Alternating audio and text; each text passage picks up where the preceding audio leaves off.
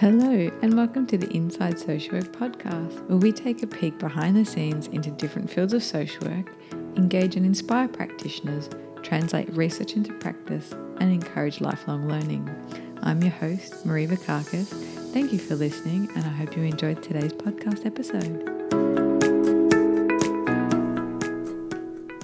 Hey everyone, I hope you're doing well and you're getting through the winter okay.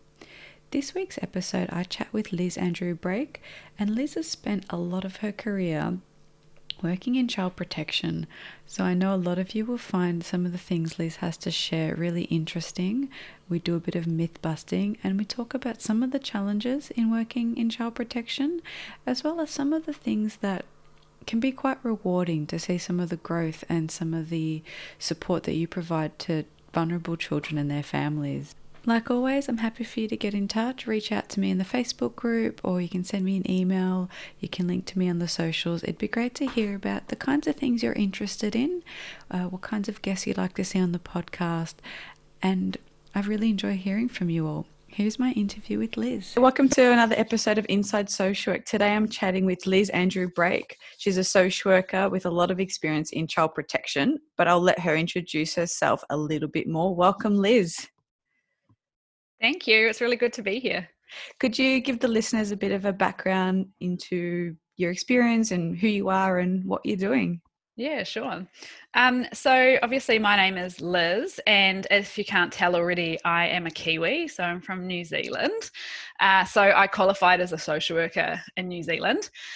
And I went straight from from getting qualified, I went straight into statutory child protection, which was definitely an interesting journey for me, especially because I came from quite a privileged background. So I kind of just jumped straight into it. And so I worked in New Zealand for a few years, and that was all statutory. Then I actually moved to the UK. So I worked in the UK for a few years as well. Went back to New Zealand for a little while, and then I found myself in Australia about 8 years ago. So that's and in Australia I've worked for non-government organisations in child protection, and I've done a range of things. So I was a team leader, I was then a manager for a child protection program, and then for the last few years, I've been a practice lead for child protection for another non-government organisation.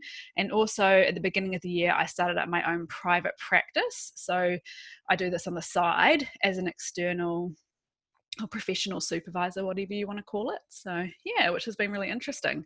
So kind of a broad range, but it's always been in child protection, which is quite interesting. Yeah. It's a very difficult area of practice, that's for sure. Yes. And before we go into what are some of the, I guess, misconceptions, I thought, I've noticed even just working very briefly with in private practice with some referrals from child protection, but I've noticed some significant change in a more trauma-informed model. Is that something you feel that you've observed or you could speak to briefly? Yeah, I think that there has been. I think there's a lot more recognition of coming from a trauma-informed model. I think there's a lot more work to be done, though, in that space. But I think that practitioners, caseworkers, social workers, definitely have a better knowledge of it and are trying to bring that into their practice. I still think there's some bigger systemic things that kind of impede that, unfortunately, but I think that it will work from the ground up. So I think that as workers start using it in their practice, it'll kind of feed up. But yeah, systemically, there's still some issues there, I think. Yeah, absolutely. And that's, it's kind of not fitting, but when what's happening in the media at the moment, and we're looking across multiple Western countries, there's a lot of discussion that's come to light around systemic injustices, intergenerational trauma, intergenerational poverty that are so much bigger than probably what we have time for today. And I don't want to go there too deeply, but it does make you reflect that there's so much more to work on, and it's so big, but it's not impossible.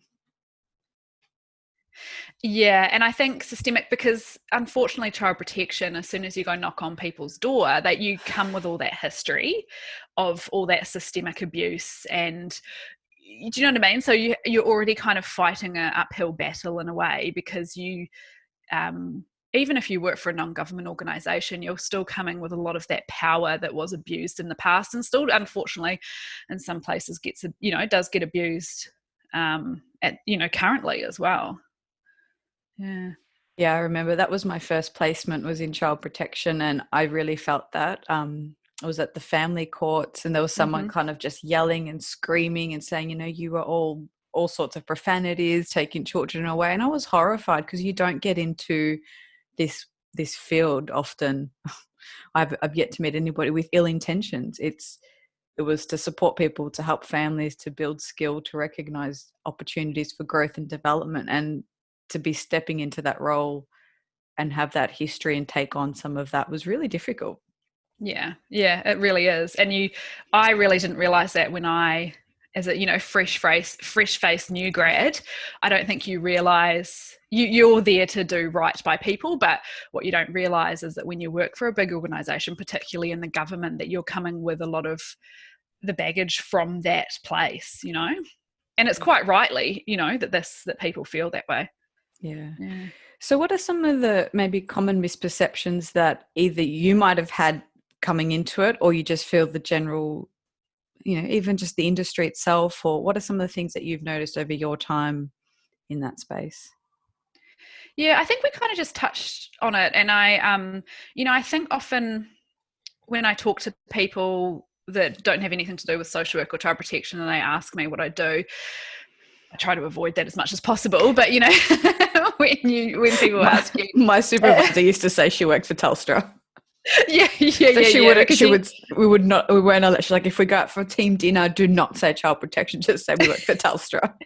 yeah. It invokes some very interesting conversations. That sometimes it's too hard to say Which is where you probably work. why she picked a telco. She's like, just think of the most boring thing you can say. No offense to anybody who works in telecommunications, but just because no one has anything to follow up with that. They're like, oh, okay. Yeah, completely. But I think a lot of the general public kind of see, because you're working with abuse and neglect, and sometimes it can be really severe. It's on a continuum of different types, but I think people often think that parents that abuse or neglect their children are kind of evil or really bad people. And I think very quickly I learned that when you sit down, you go and you get a report, and you have to go and talk to someone about something that they've done which doesn't sit well with you. They've done something that you don't agree with, and you go and sit down and you talk with them, and you realize that they're people, and people do things because of their own histories and backgrounds. And don't get me wrong, there are some people that I've met that you think, oh, this is quite, this is very evil, I guess, if you want to, for want of a better word. But I think people do things because they've learned it, because of their own trauma, because of their family. And I think for me, everyone's got their own stories, if you know what I mean. Um, and ultimately people love their children and they want to do right by their children. So, just even sometimes you come across, say, maybe physical abuse, and people will tell you, well, I don't want my child to, I want them to be well behaved. I want them to grow up to be a good member of society. So they're doing that because they think that they're helping them. So there's a lot of kind of education and unpacking that kind of trauma or family background, because you think about with parenting, often people, they parent the way that they were parented. And I don't have kids, but I often say things and I think, oh my goodness, that sounds so much like my mum. These things kind of come out. And so if you've had a challenging upbringing yourself, you're often going to repeat the same patterns that you did. And it's very hard to break that. Those are quite innate. And so you really have to work at that to break those kind of cycles. So I think for me, that's a big misconception out there. Yeah. And I think it's interesting that you say it's not just, I mean, I don't think it's just people looking out into it that think that those are kind of, they're bad people, they're cruel. But often, having worked with some of those families, they feel that there's that self-stigma as well. So Mm-hmm. they might have best intentions, but maybe there's a skill deficit or a gap in their knowledge or another mental illness or ill health or something else getting in the way, that they actually don't want to be acting like that either. And then they feel that internalized, that shame, that guilt, and they start to feel like, well, I must be that bad person. I must be that cruel person. And that can also prevent them getting the support that they need. Yeah, definitely. And I think that goes back to what we've talked about before in terms of that power and that stigma, that people don't want to get into the system, or, and so it might prevent them from actually seeking help, even though they desperately want it. Yeah. Yeah. So what are some of the challenges that you've maybe found personally working in that system?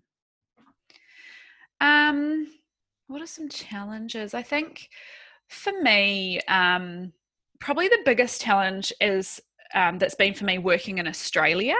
I found that working between New Zealand and the UK quite similar, and it was a lot more of a culture shock professionally coming to Australia, which is really interesting.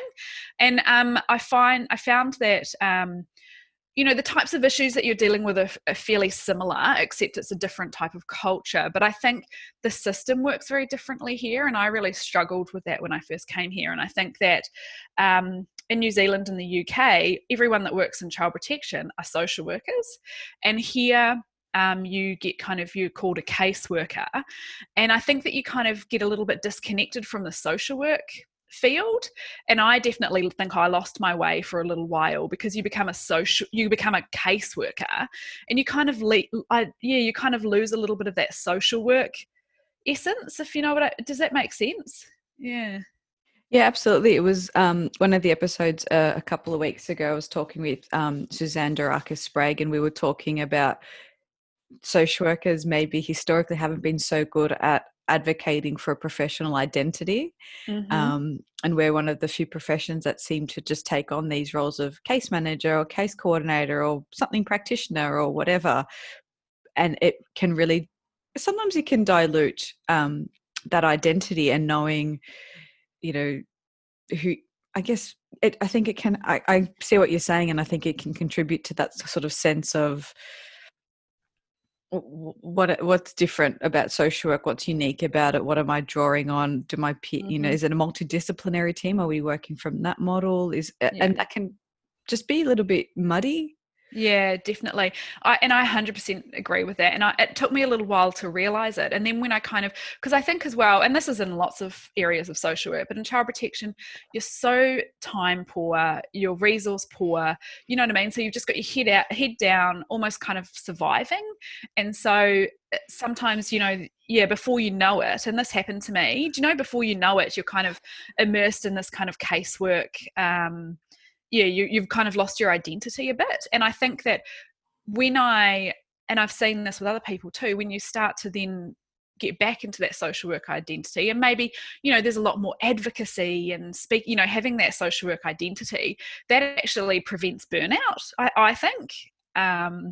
Yeah, so I think that that's a real challenge in the child protection system here. And I feel quite strongly that that we kind of need to advocate more for social workers, particularly in that child protection field, because it is very different, as I said, from New Zealand and the UK, who everyone's a social worker. So you have that real strong identity. I think you're right with the preventing burnout, in terms of, I imagine there's a lot of challenge day to day around you're doing your time poor, like you said, resources are stretched, but you're also trying to change a bigger system. So if you're Yeah. working with other professionals that don't have maybe that advocacy or systemic lens, Mm-hmm. you might be stuck between a rock and a hard place. So you're trying to hold the weight of that, of influencing change, as the sole, well, maybe one of few professionals or social workers in that space, if that kind of makes sense. So because Yeah, it's not as definitely. ingrained into other areas, other qualifications as much. Yeah, no, definitely. And I think it's a real challenge for people also that don't have social workers as managers as well. And I know that there's lots of people out there, people that work in hospitals, there's all different places where the same thing happens. But, I think that particularly in child protection, vicarious trauma, burnout, compassion fatigue, all those things are such huge issues that if you don't have the right support, then that is going to lead you down a path of getting more severe vicarious trauma or burning out. And so you almost have to seek those out from other places if you're not getting it in your workplace. Are there any ways that you found that you were able to seek those out? So I definitely have enjoyed getting on Facebook and Instagram. I think that there's quite a few people around to follow, that kind of give you that social work inspiration, particularly Instagram. I'm a bigger fan of Instagram than Facebook, and there's quite a lot of people on there. But I think things like, having a professional supervisor or getting a mentor, those kind of things are a big, that how people can seek out support in other ways, or even advocating, getting what are you passionate about and getting out and being an activist, or just getting back to some of those social work roots that usually are what people go and study social work in the first place. What do you think might be some of the barriers that stop people reaching out for those or creating those networks and support? I think maybe not knowing that they're there. And I do just think that we get into in child protection, you get into survival mode a bit. And especially because our clients and our families that we work with are in that mode. And so you sometimes get caught up, you kind of mirror that.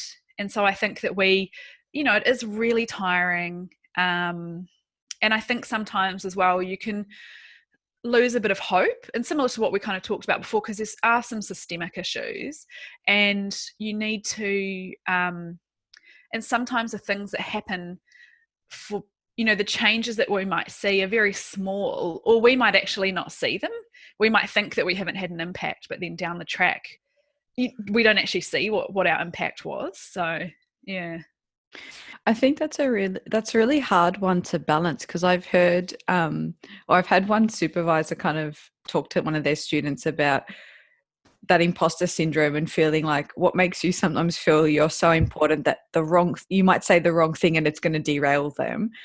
On the flip side, that's partly true, but then on the flip side, you can also be that person who creates a bit of space or creates a bit of hope or plants the seed, for lack of a better phrase, and maybe multiple people doing that creates change. So you don't know maybe long term what that person's going to draw on from their interactions with you. Yeah, it's interesting because for my private practice, my logo is a dandelion seed for that very reason, because I feel like we plant the seed. And I once had this woman come in to look at her file, and I never worked with her. It was before she was working with a caseworker before I worked there. And she came in to view her file, and I sat with her while she was viewing it. And she said, my caseworker probably was so annoyed with me that I never, because at the time she'd been in quite a severe domestic violence relationship, and she never left the relationship while she was working with the caseworker. And she said, my caseworker was probably so frustrated with me. I never I never left the relationship. And so she just was reflecting on that. But she said, it took me a few years after I finished working with the program, but I actually got up the courage to leave. And she said that, the whole time when she was working with that worker, she was listening to them, and she took everything on board, but she might not have done the things in that time, but she did them a few years later. And it just really stuck with me. And I thought, wow, that's so, you just have no idea what the impact is that you have on people. And the caseworker who was long gone will never know that either, So I think that for me, that really gives me hope, is that every interaction that you have with people, even if it's that you're giving them a good experience, if they've had a really crap time with the child protection system and you're giving them, you listen to them, you treat them with respect, that might mean that person might go and be more willing to go and seek counselling, or you know what I mean? I think that every little interaction you have is so important, and you don't know the impact that you have on people. I really like that, because I think it's so important, even just for that positive experience, because it might increase help seeking behavior. Yeah. And I think, and I work a lot with young people, and that's sometimes what I try and do. Maybe they're not ready, or for a range of reasons, if I can just create a safe space and say, if we're not the right fit or we don't click, or yeah, I agree, this is also kind of sucky, just prep them that you can find someone else, there are people you can trust, there are people you can connect with, and just keep hope that there will be the right fit or the right service, or people will listen.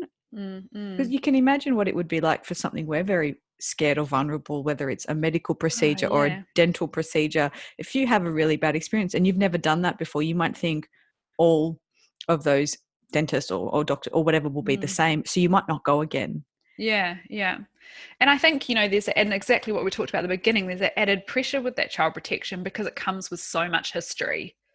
So you might never have had an interaction with child protection, but you've heard stories, or do you know what I mean? It's always sitting there, or you always, time and time again, I've been, talking to people in a home visit, say, and they've got a friend there that's had an experience with child protection. Do you know what I mean? So that it's a real stigma, and there's a lot of history that comes from it. Absolutely.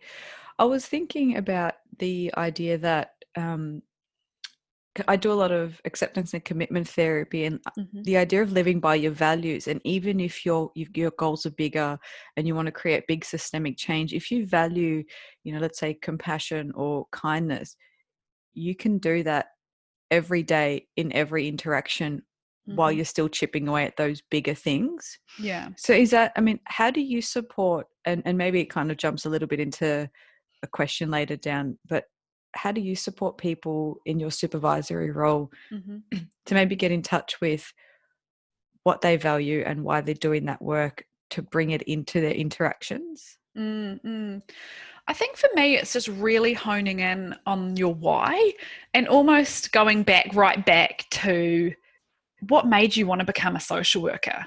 You know what I mean? Really kind of unpacking what made you become a social worker, because I think those things we forget. And so, and just revisiting that. And even if we revisit it once a year or something, just reminding ourselves about what made us get into the profession. And yeah, it's a bit like theory. You learn all this theory at uni, and I was just talking about this with someone the otry day, that you learn all this theory at uni, and then you kind of put it to the side, and say you're kind of 5 years into your career, and you're filling out your kind of you're trying to get accreditation for your mental health social work or something. You're trying to figure out what theories you use, but you realize that you actually do use those all the time. But actually thinking about it, I think we need to be a bit more reflective and really kind of think about how we use them. And I think it's the same with your why and your values as well. Can you remember your why? Oh, this is a good question. I probably went in, wanting to change the world. I think, no, actually, I didn't. I really love working with children, and I wanted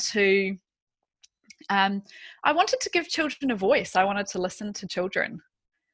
Is really my why. Yeah. Oh, that's really nice.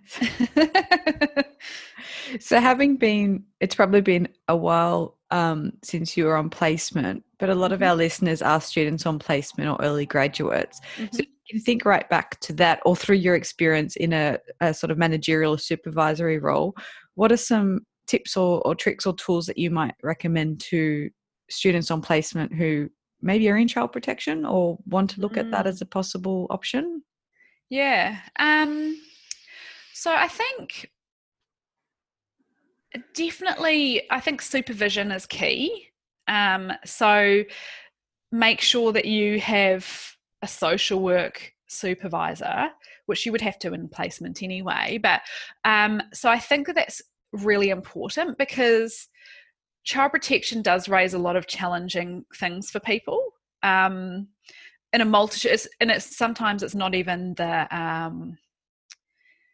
the abuse or neglect side of things. It's also the systemic things or the bureaucracy, those kind of things. So I definitely, I mean, that's a big thing for me, is make sure you've got the right support and really think about your self-care. And I know that self-care is a bit of a done word. Sometimes I'm like, oh, self-care, it's a bit of a, do you know what I mean? Sometimes it's a bit of a cliche, but I think it's so important. So make sure that whatever energy you're putting out, that you're giving yourself that energy back. And really think about a plan before you go in. How are you going to nurture your self-care? And really think outside the square. You know, it doesn't have to be exercise. Well, it should be, but, you know, it doesn't just have to be exercise and eating well. You know, those are kind of the token ones. But really thinking about other aspects of self-care. What gives you energy? What's going to give you energy? And I kind of like to think about self-care. You've got your long-term strategies, which you should always have, but then what are some of your kind of first aid or really quick self-care strategies that you can do in the moment when things are not going so well? You know, like breathing exercises, or there's so many little things that you might do in the moment. So I just really think that people should, that students should think about that before they go in. Yeah. What's your idea? And I don't know if social workers, it's not as common from what I hear in the social work field, but a lot of therapists and counselors seem to also make sure that they have their own therapist or counselor. And I think, and that's something I've always tried to do. And I think that's also really important. And I don't know why it's not as ingrained in social work, but I try to split what in supervision, I do want to talk about what comes up for me and the impact something's had, but I want to keep the nitty-gritty vicarious trauma, the self-care, the any distress for my own personal counselling. What are your thoughts on maybe having someone that you can trust, that if you've got that long-term relationship, if you do have a crisis or an acute kind of something come up, you've already established that relationship with someone? Definitely. And I just think the more support that you have, the better, and the more that you invest in yourself, the better. So I really would advocate for that, particularly because people go into the field and you bring with it your own history as well. You know, so someone that you already have that rapport with and that you can go and talk about that is great. Yeah. And because you also need to be mindful that sometimes some of those personal things that come up, you might not want to talk about with someone that manages you or is your place, you know, that is your fieldwork educator. Do you know what I mean? Your fieldwork, what are they called? Fieldwork. Yeah, educator. Yeah.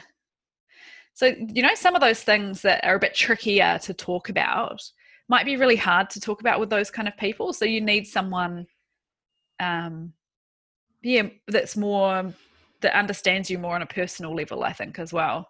But there's there's place for both. Yeah. A lot of students, supervision and self-care, I think, comes out in every single interview on the podcast. And I hear a lot of students sort of say they don't know what good supervision looks like.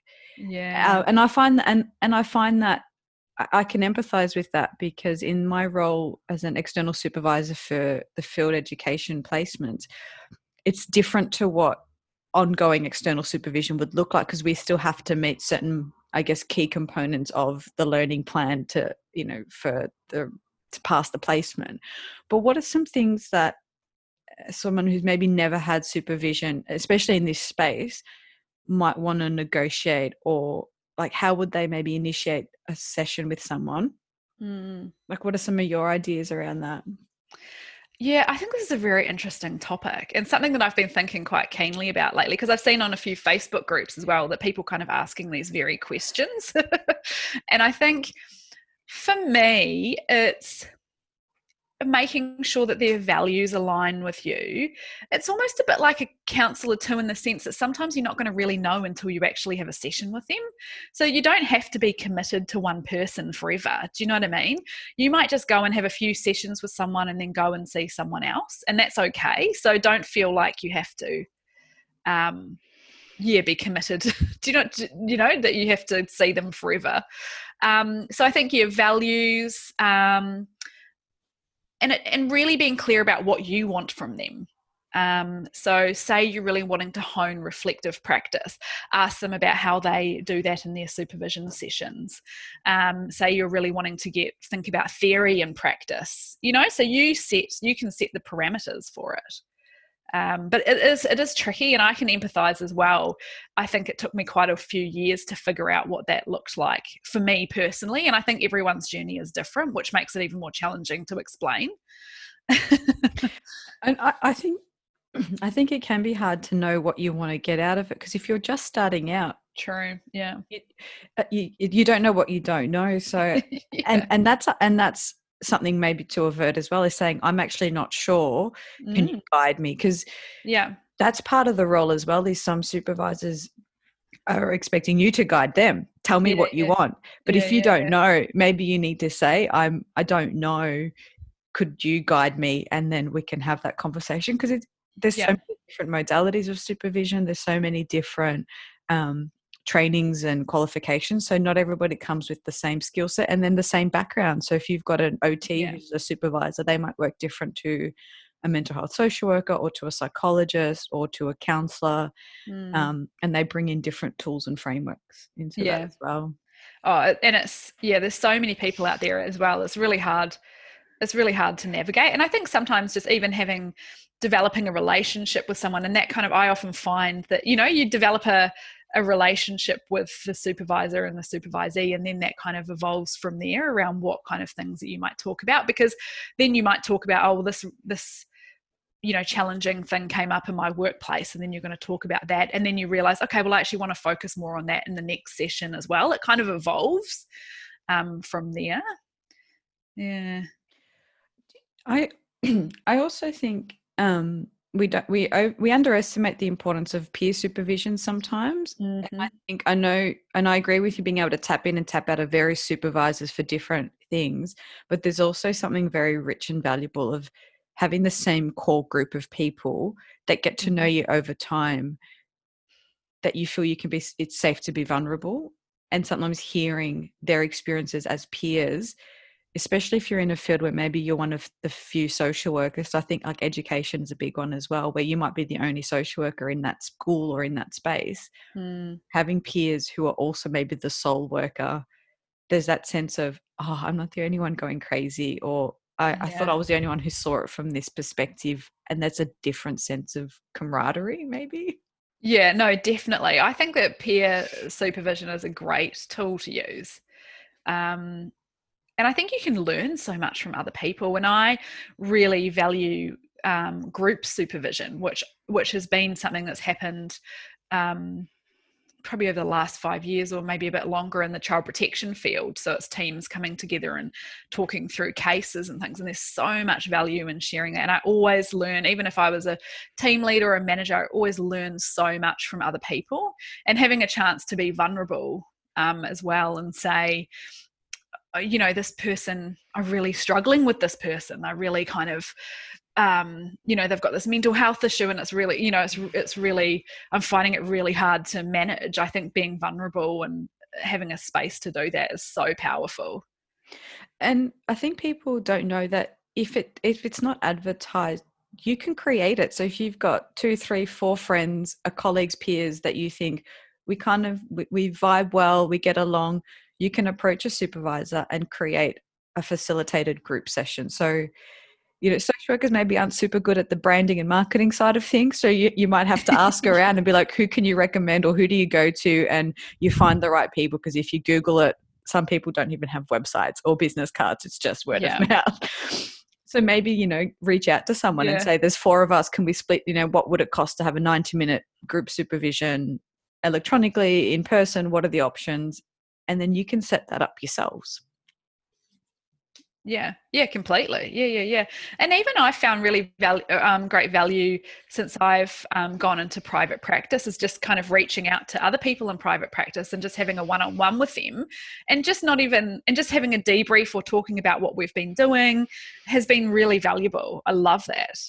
Yeah. And then, I was having a conversation with someone yesterday, and we got really into child protection and social work and what needs to have, kind of went to this real kind of activism place. And it was, I left and it was just a half an hour chat, but I finished feeling kind of, I talk a lot about energy, it really energized me. You know what I mean? I thought, yeah, this is, it kind of takes you back to what made you want to be a social worker in the first place, and what do you value about social work?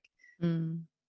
So if we, just to kind of wrap up, we're towards the end of the interview, but if there's one piece of advice that you could impart on the audience, either something you wish you knew, or just, we've talked about burnout, supervision, feeling connected, self-care, if you kind of had one little kind of piece of advice, what would it be?